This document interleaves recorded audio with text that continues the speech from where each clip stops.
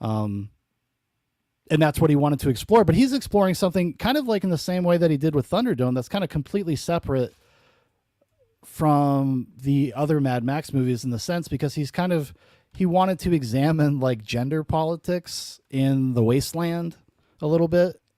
And there's no hey, listen, the woman who wrote the vagina monologues was a fucking consultant on this movie. Yes, she spent time with the actresses so that they could know what female friendships are really like.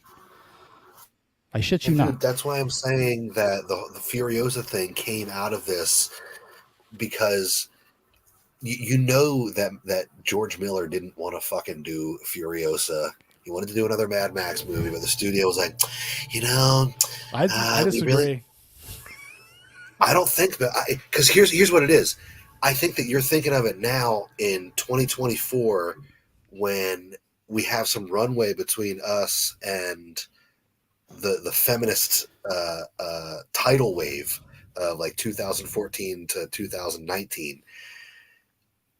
This production, like the Furiosa production, came right off of Fury Road. So well, I think it gets greenlit because of those circumstances. But I do think that because actually, Mad Max Fury Road was not a juggernaut hit. It like didn't make $1 billion or anything like that. It was kind of it did okay in kind of a modest way. But I think because of the political climate, that's why Furiosa gets made. But George Miller is completely locked into Furiosa. I mean, Furiosa is not a side character. She actually shares a title with Tom Hardy in the beginning of the movie. Their names come up at the same time. Tom Hardy as Mad Max, Charlize Theron as Imperator Furiosa. Like, so he's right away is kind of making a statement, and all of the subtext using kind of mother's milk and keeping women as property. You think that he was really like, we got to tell this Furiosa movie, man. We got to tell a story. Honestly, I do. I really do, because you know why, Dan? And I'm gonna make it make sense for you. He's an Australian boomer that's a rich guy. Those people are completely out of fucking touch with reality, and he's like, this is a very interesting thing to explore. Yeah. Really got to start thinking about these women. We've told the story of Max plenty times. Why don't you know Max? I mean, Max and the guys, they kind of destroyed the world, mate. Maybe it's a character. Maybe it's the women's turn now. Maybe they destroyed the world. It's like, yeah, like you dumb bitches wouldn't destroy the world if you weren't at the levers of power too. Yeah, I know. Instead of doing a prequel to Furiosa, show us 20 years in the future when she's fucked everything up. When it's exactly the same society, the same result ends up happening. She's like, well, people need milk. Yeah, sure, they milk, but it's voluntary though. It's different, guys. It's different. It's voluntary. Oh, we don't have unlimited water that we can just give to people whenever. Oh shit. Well, I guess I'll have to ration this somehow. But this like feminine breaking apart, breaking away. This like woman out in the world breaking away from the patriarchy and learning her like that fucking Poor Things. Yeah. Oh, that movie's awful, dude. It's everybody made such a racket about that, and then I watched the preview for it, and I was fucking mind numbed. Like, dude, you don't even know.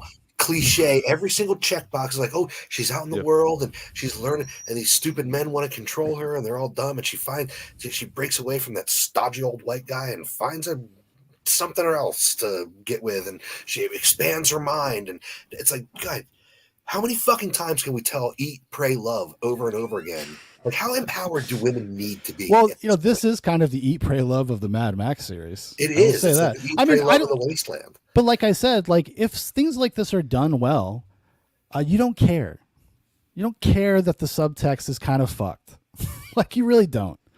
I mean, I will say this, in George Miller's defense, it does have kind of a more egalitarian message at the end where it's like, because Furiosa is going to an all-women tribe out somewhere in the Greens somewhere. That's where she thinks she's going to be with her women. And then what they realize is like, no, we actually can't do that. Like, we have a responsibility, and the only way we're going to do this is if we're all doing it together. Like, it's a very kind of almost like saccharine, corny message at the end of the movie. But it works, and it's real. It's real. It's like it is. Men and women do need each other. Okay, like and then the prequel Furiosa shits all over it because not only does it look like it was made in a goddamn AI computer, but also you have fucking 5 foot tall 7 Anna Joy, whatever her name is, like body slamming dudes who are 300 pounds and shit. Hey, watch it, buddy. Come the fuck on. I will say one thing about the action sequences having to do with Furiosa. She gets the shit kicked out of her like over she does. over and over again. It's because she's the Mad Max character. Yeah, it's true. I mean, she is the protagonist of the movie. But I will say that they don't lean too hard into like Scarlett Johansson, Black Widow, like flipping over people. No, because I mean, even the fight she has with Tom Hardy, the first one when he's still got the chain on, you know. Yeah, she's well outmatched the whole time. She is. Yeah. No, I think they're more realistic than most of the time in these kinds of movies, for sure. Or like at the end when the dude kicks her in the chest. Like, that's such a tough moment, dude. Like, she just gets the shit kicked out of her. She does. And Charlize Theron, however disgusting I think she is as a regular person, she's a child abuser. She's a very good actress. And she kills it. You know who she looks like? I don't know if you guys will. Dan, you might get this reference. I don't know if you will, Jeremy. You know who Karen Strawn is? The men's rights activist. She used to go by the internet handle Girl Writes What. And she's from Canada, and she looks exactly like Charlize Theron in Fury Road. Did you have a documentary some time ago, or she was in the Red Pill, taking the Red Pill or whatever? That one where that feminist chick decided to explore the Red Pill and then got red pilled as a consequence of it. Right. Talking about regenerating foreskins and stuff, you know, just cool guy stuff, you know.